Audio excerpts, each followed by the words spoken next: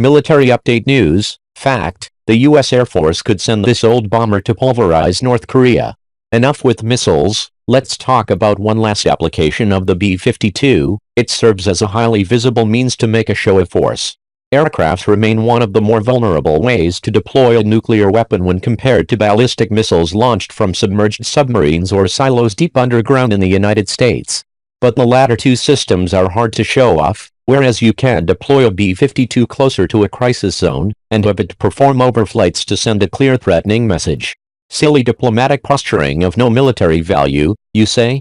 In fact, a report recommends that the Air Force retain its nuclear weapon capabilities primarily on the basis that it is a stronger means of communicating a threat posture when compared to other methods in the nuclear triad. Nobody actually wants to use nukes. The hope is that they will dissuade opposing countries from aggressive courses of action.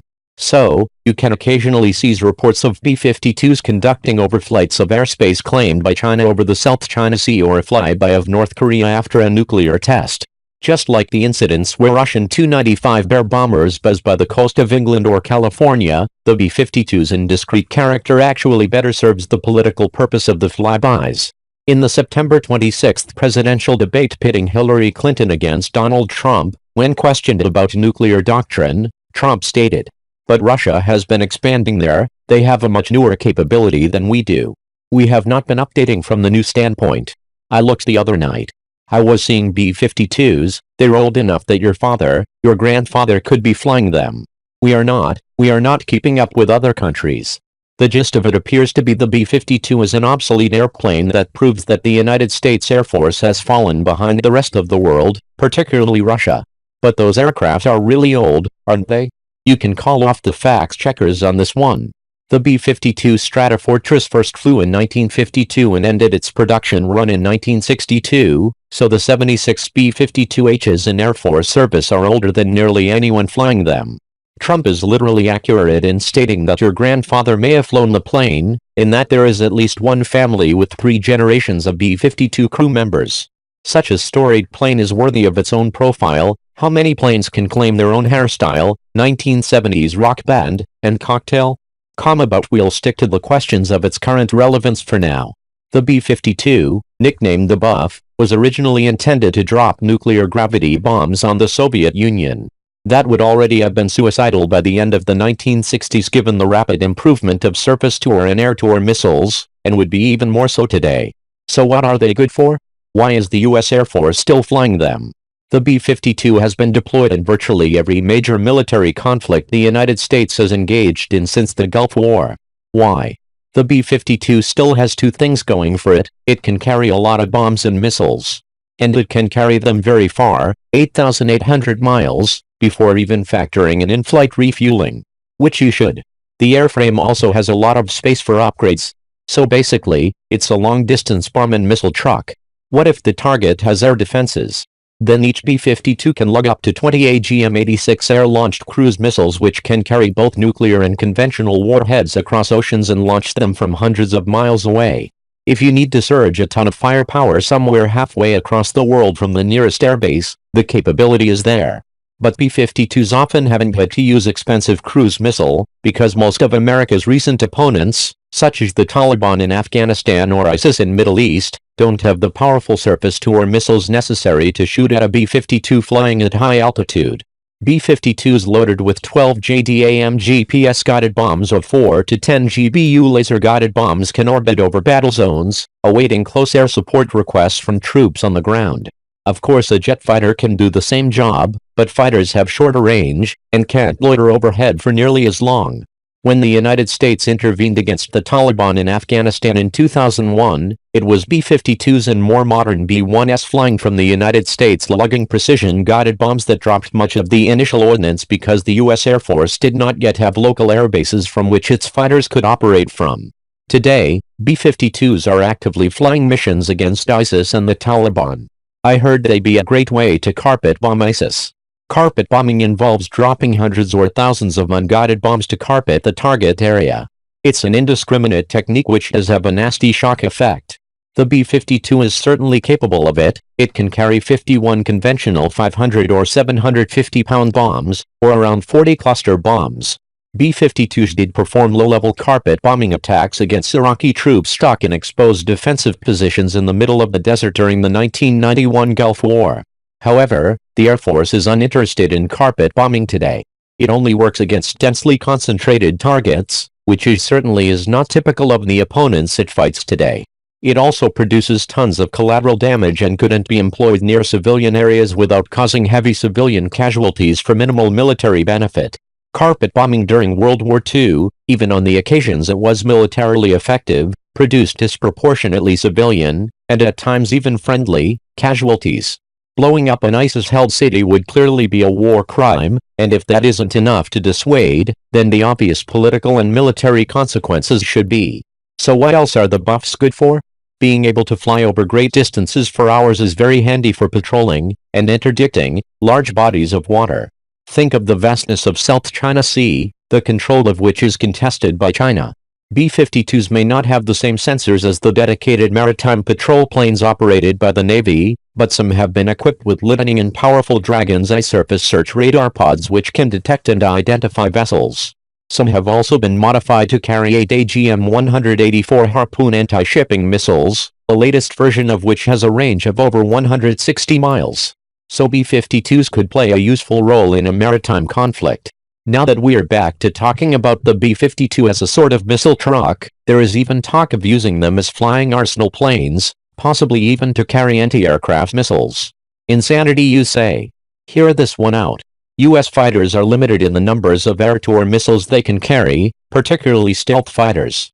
This could be a problem if faced by a numerically superior force.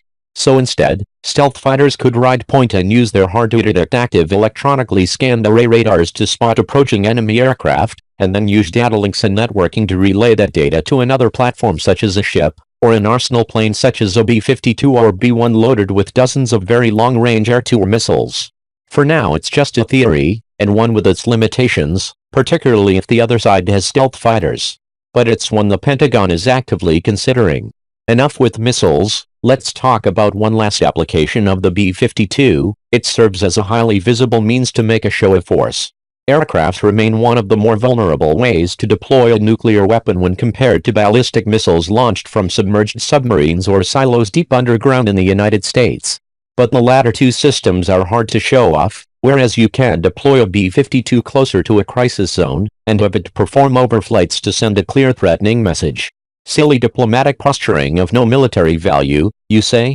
In fact, a report recommends that the Air Force retain its nuclear weapon capabilities primarily on the basis that it is a stronger means of communicating a threat posture when compared to other methods in the nuclear triad. Nobody actually wants to use nukes. The hope is that they will dissuade opposing countries from aggressive courses of action. So, you can occasionally see reports of B-52s conducting overflights of airspace claimed by China over the South China Sea or a flyby of North Korea after a nuclear test. Just like the incidents where Russian Tu-95 Bear bombers buzzed by the coast of England or California, the B-52's indiscreet character actually better serves the political purpose of the flybys. Doesn't the metal in the airframes wear down? What about the ancient avionics and engines?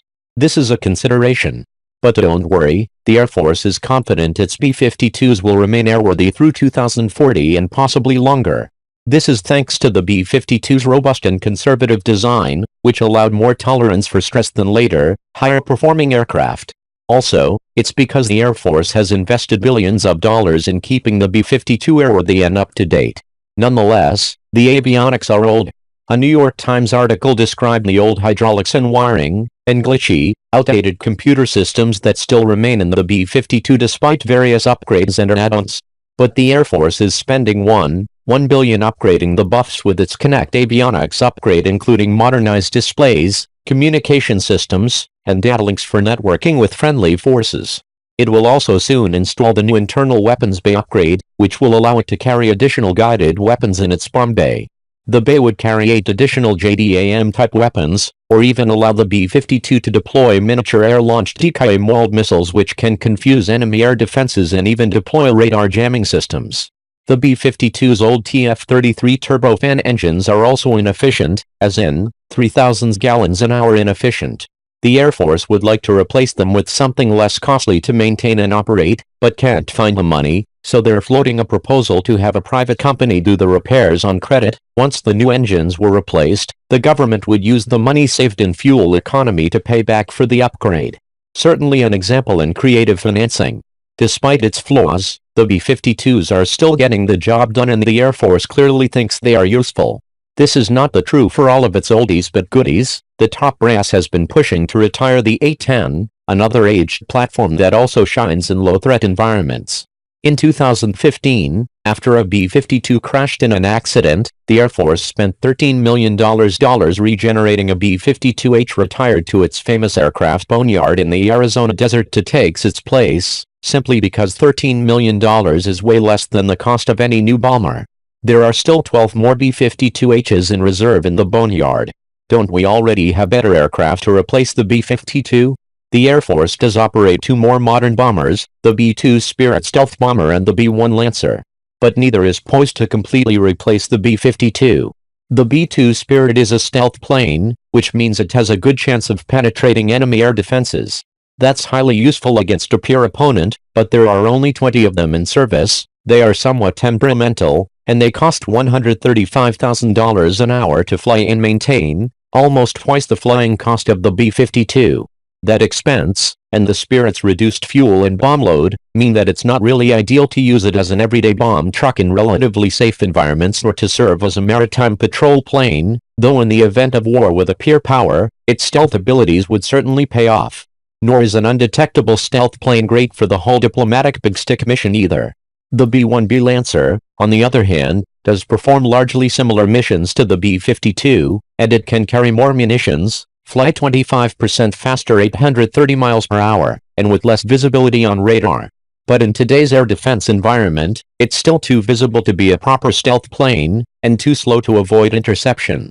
So even though it's better than the B-52, the Air Force still would be reluctant to send it into well-defended environments. In the end, the B-1, popularly nicknamed Bones, have been used quite effectively to deploy laser-guided bombs and cruise missiles from high above, just like the B-52. The B-1B is generally superior and has a lower operating cost of $60,000 an hour compared to the $70,000 required by the B-52, though it's also hampered by a lower availability rate. In the end, because the Air Force maintains only 63 B-1s, the B-52s fill in when the Lancers are unavailable. Or simply need a break, which is how B-52s came to be deployed in the fight against ISIS earlier this year. But what the future? The Air Force just announced this year they are going ahead with the procurement of the B-21 Raider, formerly known as the Long-Range Strike Bomber. The B-21 is a stealth aircraft that rather resembles the B-2 Spirit.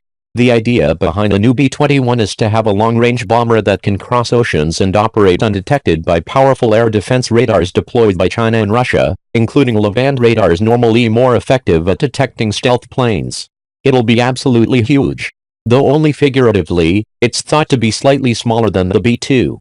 The B-21s are priced at over $500 million apiece, before the inevitable cost inflations, so you certainly can't say the Air Force is failing to invest in new technology, though some argue the Pentagon should have negotiated a final price that's less furtive than the aircraft.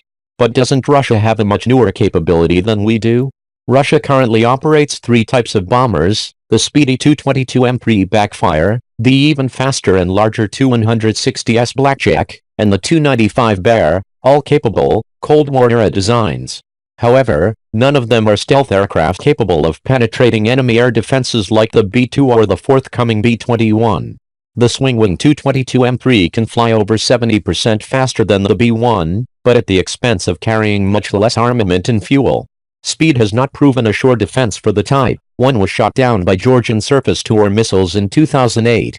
The massive Tu-160 is a sort of swing-winged mega-bomber. It can attain Mach 2, can fly even further than the B-1, and can carry nearly as much weaponry. They are also extremely expensive to produce, maintain, and operate. Russia only has 16, many of which are not currently in flying condition. Like the B-1, though it has a reduced radar cross-section, it's not a plane that wants to be anywhere close to enemy air defenses. Finally, we come to Russia's 60-ish Tu-95 SMs and Tu-142 Bears, which basically serve as Russia's B-52s. The Bear is just his old first flight in 1952. It's assigned roughly similar missions: maritime patrol, lugging cruise missiles, scaring foreign countries, and it does them pretty well. But the propeller-powered plane is nonetheless slower, intolerably noisy, and carries less than half the bomb load of the B-52. To round it out, the only other heavy bombers used in extensive numbers today are China's 120 H-6S, upgrades of Cold War II 16s with inferior range and payload compared to the B-52. Could this new capability be referring to something other than bombers? Russia indeed has come out with a lot of new weapon systems recently, but in the air, it's largely a game of catch-up. Russia's new Su-35, which is in limited production, may arguably have an edge over the F-15 Eagle, which entered in service in 1976, but not the F-22 Raptor stealth fighter. Russia is developing its own T-50 stealth fighter. The 12 currently on order would give Russia 1/10 the number of Raptor stealth fighters the United States already possesses in operational units, without counting the newer, though less capable, F-35s. Arguably, in ground warfare technology that Russia has made some bigger strides with its new T-14 Armata tank, of which 100 are on order. But for now it relies primarily on thousands of T-72s, upgraded versions of the type devastated by U.S. ground and air forces in the 1991 Gulf War. Russian missiles do appear to have daunting capabilities, including the upcoming sea-launched Zircon missile, the S-400 surface-to-air missile, and the Iskander short-range ballistic missile system, the latter a weapon type the Russians rely on more because they can't assume air power will do the job for them. And of course, Russia still retains the capacity to bring about a nuclear apocalypse with intercontinental ballistic missiles, just like the United States can. There's no denying that Russia has made some major improvements in its military capabilities in recent years, despite its floundering economy. However, the United States spent $597 million on defense in 2016 compared to $87 million for Russia, a disparity of nearly 7-1. In many cases, even when Russia has developed promising new technology, it can't afford to deploy it in significant quantity. So then, the B-52 is nicknamed the Buff, which stands for Big Ugly Fat Fellow, though in fact a different F word applies at the end. However, looks aren't everything. The B-52 may not do the sexy, stealthy work of penetrating enemy air defenses and dodging SAMs and interceptors, but it does everyday job of hauling tons of ordnance across the globe and dropping it on top of ISIS insurgent bases and Taliban fighters, often at the request of hard-pressed troops on the ground. Newer, fancier beasts exists for the task, and even more capable ones are on the way, but for now the B-52 does what it does rather well without real need of a replacement. Why toss out something old but reliable that does the job? Sebastian Roblin holds a master's degree in conflict resolution from Georgetown University and served as a university instructor for the Peace Corps in China. He has also worked in education, editing, and refugee resettlement in France and the United States. He currently writes on security and military history for War is Boring. This appeared last year and is being reposted due to reader interest.